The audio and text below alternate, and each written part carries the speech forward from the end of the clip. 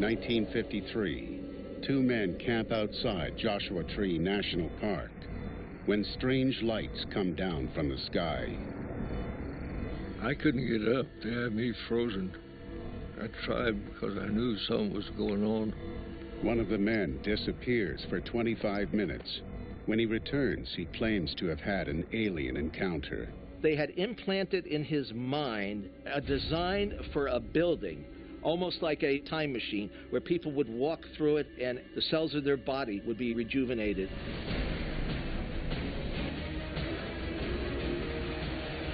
This is National Park, Secrets and Legends. Joshua Tree National Park is an 800,000 square acre expanse in California's Mojave Desert. Here, temperatures soar to over 100 degrees, and there's only 5 inches of rain each year. In Joshua Tree, all life hangs in a precarious balance. But some believe that despite the harsh terrain, the park contains mysterious forces, and that a strange and powerful creature roams in the desert landscape. February 1971.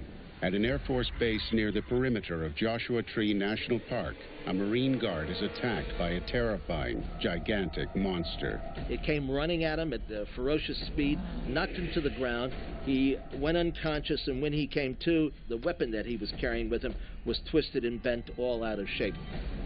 That same day, on a residential road at the edge of the park, people awakened to the sounds of dogs barking.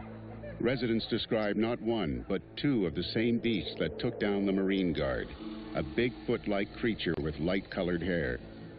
Locals call him Yucca Man, and he is a regular, terrifying sight. They've seen this thing outside of their homes, looking into their windows. One woman said that she could hear him every once in a while pounding on the back of her air conditioner. She would go out the next day and she said underneath the air conditioner there was a giant footprint. Yucca Man has been described as being between 7.5 and 8 feet tall, covered with hair, usually tan or white. He has tremendous power. I understand in one case he actually even shook a car and almost lifted it off the roadway. Locals living near Joshua Tree National Park have sighted Yucca Man many times, spanning several decades. It's a pretty well-known established fact to people who live there to not go out at night because these things may attack you. Joshua Tree National Park sprawls over 1,200 square miles of southeastern California. But the place where Yucca Man appears is a tiny area that has long been a hub for unusual phenomena. At the park's edge is the largest boulder in the world. Some believe that with its enormous size comes unimaginable power. Giant Rock is the largest single boulder in North America. It's 7 stories tall. It weighs 40 or 50 tons, and it was used going back by the Native Americans in that area.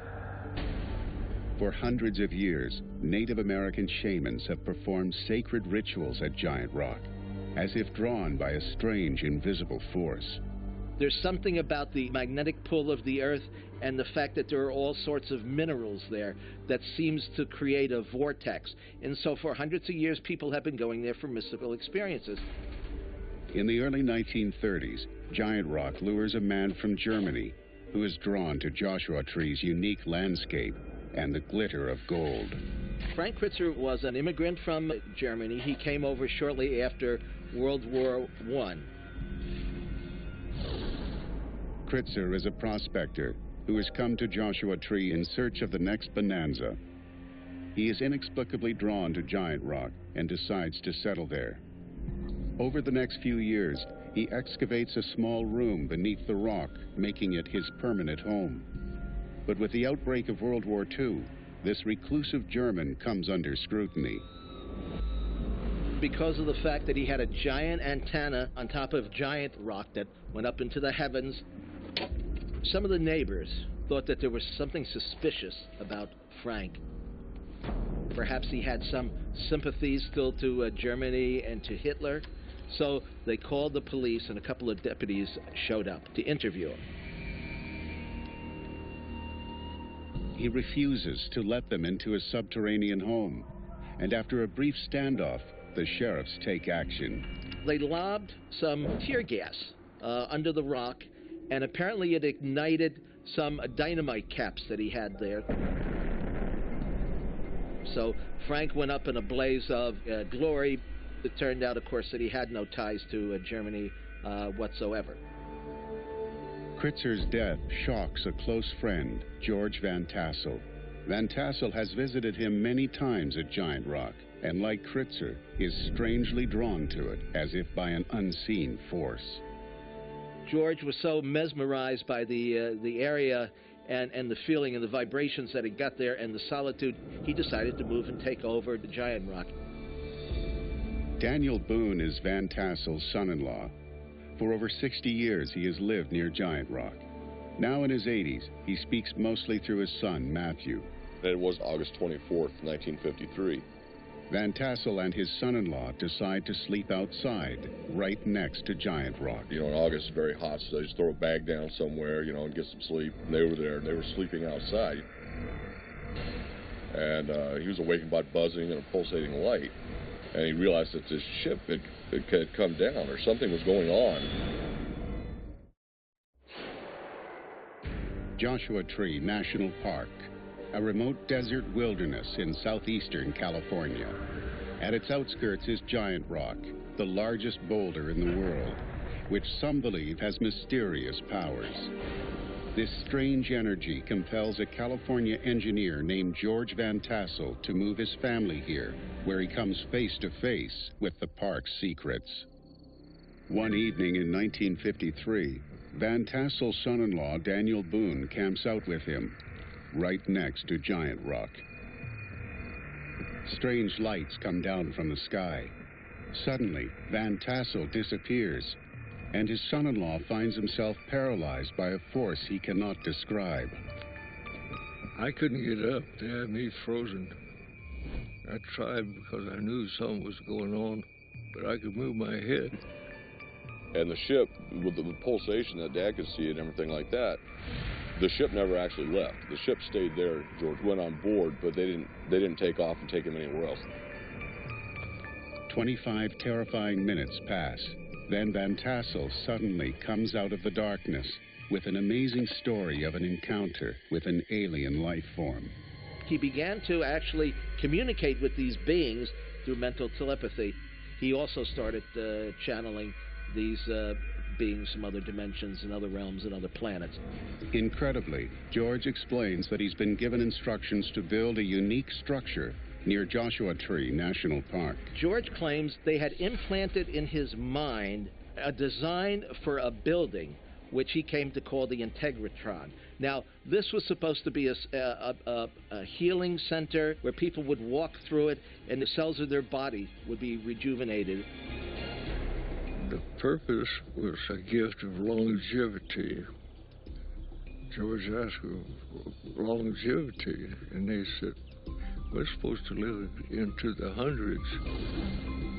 It's claimed that the aliens also told Van Tassel that by living longer, humans will be able to contribute more to their society. But why build the Integratron at the edge of Joshua Tree National Park? Yeah, they need a power source that goes in alignment with the plans of the building, so it needed to be set in a certain location. This area is crisscrossed with hundreds of fault lines, more than any other national park in the United States. Some believe these cracks in the earth exert a unique magnetic energy. Where they cross, there's an incredible amount of energy there. So the center of the building itself is actually where two of these magnetic lines cross. So that's why they chose the location for the Integratron to be built there. The Integratron is to be built 3 miles from Giant Rock. To fund it, Van Tassel decides to hold the world's first UFO convention to raise awareness about his experience. Within a few years, the annual event is drawing up to 10,000 people. It was really remarkable. You would have thousands of people out here, and there would be tents, there would be campers, there would be planes flying in and out. Year after year, with money coming from his UFO conventions, Van Tassel labors at the Integratron. He builds the giant dome entirely of wood, without a single metal part, not even a single nail.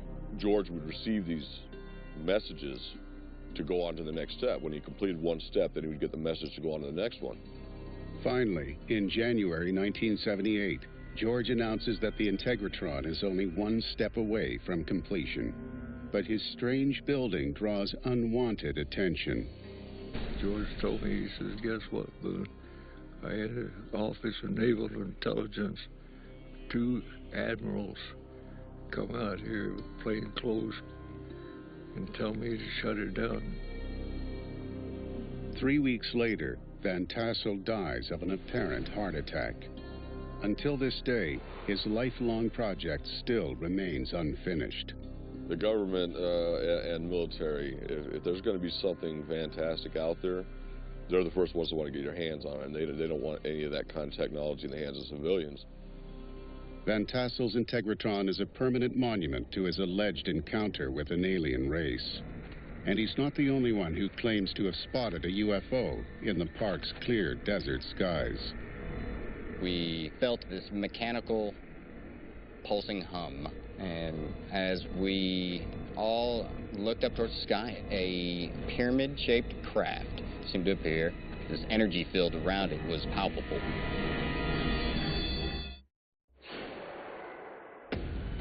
Joshua Tree National Park is over 1,200 square miles of fragile wilderness, home to plants and creatures that survive on the edge of a desert void. The park is also famed for being a hotbed of UFO activity, an apparent magnet for alleged sightings and extraterrestrial encounters. July 8, 1986. Just outside Joshua Tree National Park in California's Mojave Desert, a family is awakened in the dead of night. I remember waking up, and it was very dark in the house, and listening to the sounds of the pictures and other items on the wall as they vibrated around. I could hear my mom screaming, "Earthquake!" and everyone out. It felt like someone was heading towards us. The earthquake, it was a solid 6.1, which is a decent-sized earthquake. So my mom decided that we were going to stay outside and waited out. As Zane and his parents adjust to the complete darkness, they see something unusual in the clear sky above the park. I personally began to notice very unique lights in the sky. I would say these 2 lights, and they would fly at each other, and they would swirl around each other, and then they would instantly zip back and return to position. And they would do this over and over again. The lights draw closer. Then, Zane and his family hear a low humming sound until a strange flying machine is directly above them. We felt this mechanical pulsing hum, and as we all looked up towards the sky, a pyramid-shaped craft seemed to appear. We all just looked up into the center of it.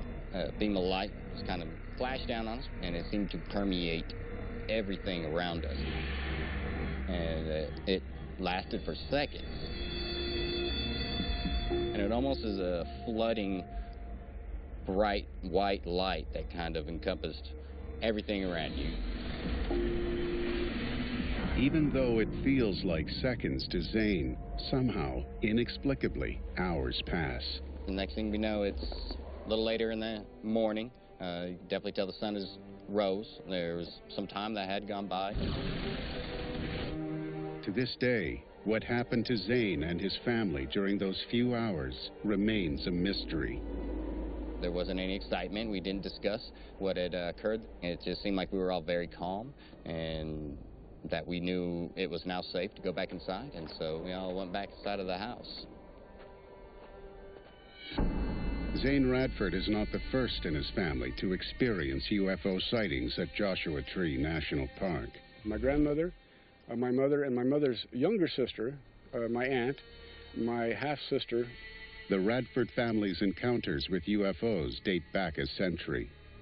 Michael Radford believes that for some unknown reason, his family has been chosen to be visited across several decades. They do have interest in certain lineages. I don't know what the family connection is, I don't know what the generational thing is, but apparently it can run in families.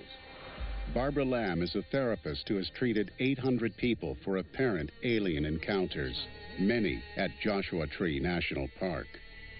They seem to be choosing generally healthy people. They're intelligent, they're bright. Some of these extraterrestrials seem to be following genetic lines. So you might have an experiencer now who is, say, middle-aged, and that experiencer might realize that somebody else in the family has been having these experiences, particularly one of the parents. When Radford talked with his family about their experiences, he saw an eerie pattern. It was mostly the women being targeted. Therapist Barbara Lamb thinks she knows why. The aliens certainly do seem to do a reproductive program. Many women have eggs taken from their ovaries, and sometimes they do it through the navel. Sometimes they do it through an area right next to the navel, and in that case there's usually a triangular-shaped bruise mark, and then they add some genetic material from their own extraterrestrial species. Then that mixture is implanted in the woman on another occasion, presumably during an abduction. It is an ongoing program. It is happening that human females are being made pregnant with hybrid offspring.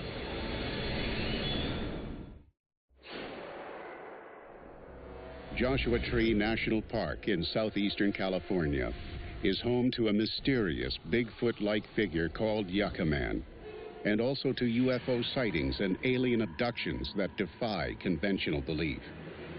What is happening at the park that seems to make it a magnet for strange creatures and extraterrestrial activity? Some believe the answer lies in the area's geology. There are so many minerals in the earth down around Joshua Tree, gold and silver and all other kinds of rare minerals that can be found throughout the area. There's a belief that this is actually what is drawing these craft down to this location. Evidence of these alien visits may be found in Sumerian tablets dated to 3000 BC and discovered in Iraq in 1850. Some believe the tablets refer to an alien species called the Anunnaki. According to researcher Lloyd Pye, the Anunnaki came seeking gold in Joshua Tree National Park 450,000 years ago in a desperate attempt to save their planet. They needed gold. They had damaged their very precious atmosphere. They needed to repair it, and the best way to do that was to take pulverized gold, blow it up into the upper atmosphere of their planet, and where it would reflect cosmic rays that would be damaging. But to extract the gold, the Anunnaki needed workers. Could the Yucca Men have been created to work as Anunnaki slaves? Shockingly, Pye believes that the Yucca Men had a very different and important role to play. Hominoids were the creatures of Earth. This was their planet before the arrival of the Anunnaki to take over. But the Anunnaki recognize that the Yucca Men are too powerful to become their servants on Earth, so they create a new slave race. The Anunnaki created humans to mine gold for them. The Anunnaki created us, but they made sure that we couldn't defeat them in any way, whether physically or mentally.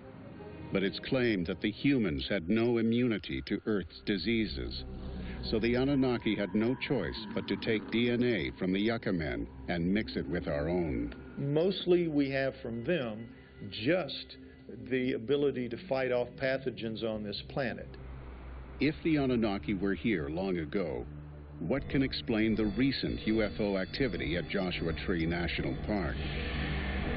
Some believe the Anunnaki may be back. but this time for a different reason. They are doing the reproductive program because they're trying to save their own race. Their own race has become infertile. Their own race cannot reproduce anymore. Their own race, they say, is dying out, and they look to us humans for that. If the theory is correct, could it explain the existence of the Integratron? Is its alleged ability to prolong human lives part of an alien breeding program? Some believe the park has been a vital gateway between our planet and some other distant alien world for hundreds of thousands of years, a unique role that's as important now as it was since the dawn of humanity.